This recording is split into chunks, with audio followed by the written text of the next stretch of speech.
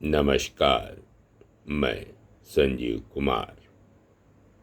धम्मपद गाथा और कथा इसके 13वें अंश को संक्षेप में प्रस्तुत करने का प्रयास कर रहा हूँ।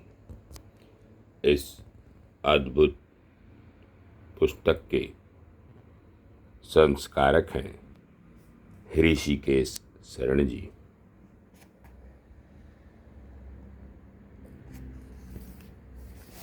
गाथा। संसार में रागाग्नि से बढ़कर कोई अग्नि नहीं है। द्वेष के समान कोई माया जाल नहीं है और तृष्णा के समान गहरी कोई नदी नहीं है। पंच उपासकों की कथा। एक बार 5 उपासक धर्म उपदेश सुनने की इच्छा से बुद्ध के पास जाकर बैठ गए। तथागत उन 5 को गंभीर उपदेश देने लगे। स्थविर आनंद वहीं पर शास्ता को पंखा झल रहे थे और उन उपासकों को देख रहे थे।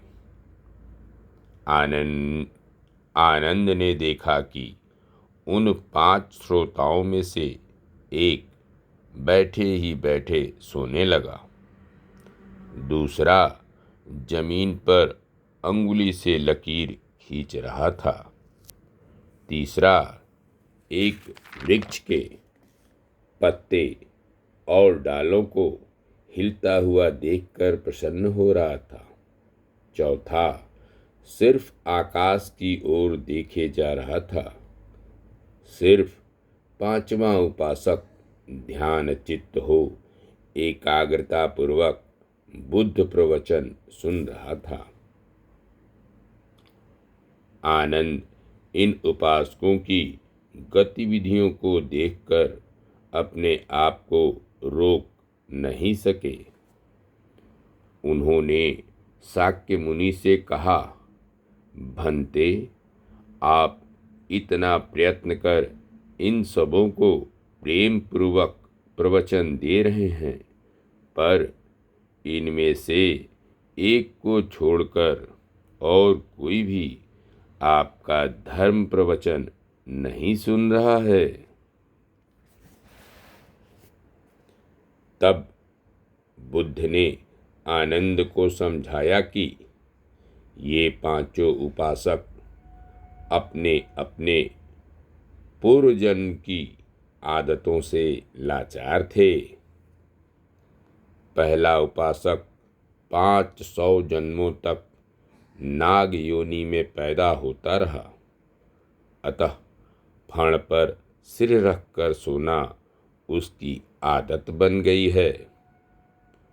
दूसरा उपासक 500 वर्षों तक केचुआ की योनि में रहा, अतः जमीन पर मिट्टी खोदना उसकी आदत बन गई है। तीसरा उपासक अपने पूर्व जन्मों में बंदर था, अतः वह वृक्ष की डाली और पत्तों को हिलता डोलता देख प्रसन्न होता था। चौथा उपासक पिछले 500 वर्षों से ग्रह नक्षत्र का अध्ययन करता रहा है, अतः वह सदैव आकाश की ओर ही ध्यान गड़ाए रहता है।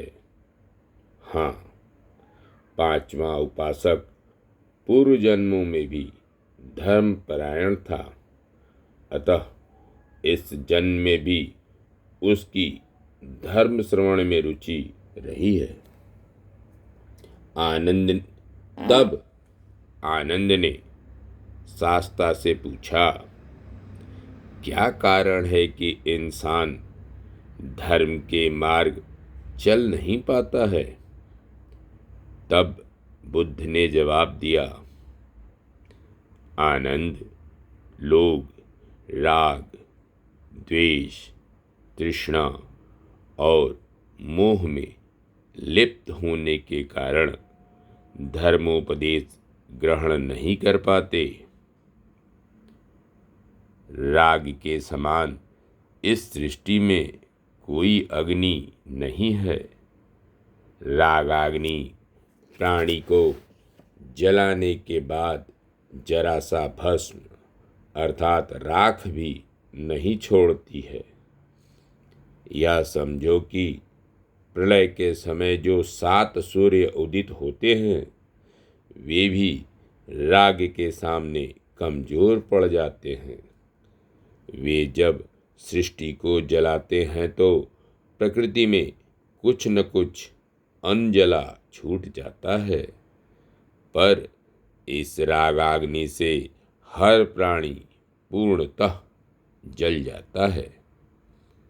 7 सूर्यों की गर्मी तो बहुत समय के अंतराल के बाद कभी कभी पैदा होती है, पर रागाग्नि के पैदा होने का कोई समय नहीं है। यह कभी भी पैदा होकर प्राणी को समाप्त कर सकती है।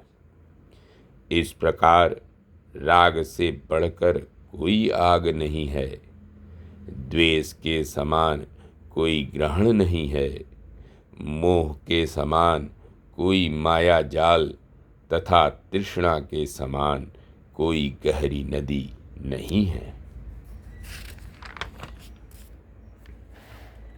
गाथा।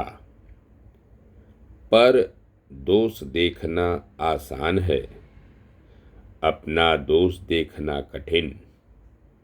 आदमी दूसरों के दोष को भूसे की तरह फैलाता है ताकि सभी देख सकें, परंतु अपने दोषों को इस प्रकार छिपाता है जैसे एक धूर्त जुआरी अपने पासे को छिपाता है, या जैसे एक धूर्त बहेलिया पक्षियों को मारने के उद्देश्य से अपने आप को पेड़ों के पत्तों से छिपाता है।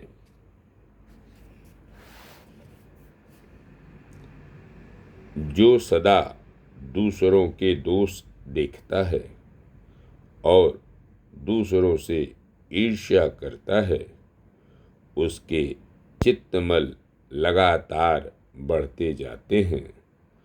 उसके चित्तमल का क्षय नहीं होता है। आकाश में कोई पद चिन्ह नहीं होता है, अर्थात वर्ण या आकार नहीं होता है। बुद्धि के शासन के बाहर के संप्रदायों के साधन मार्ग द्वारा कोई श्रवण नहीं होता। लोग सांसारिक प्रपंचों में खोए रहते हैं, परंतु शाक्य मुनि इन सभी प्रपंचों से ऊपर उठ चुके हैं। धन्यवाद। नमस्कार। शेष अगले अंक में।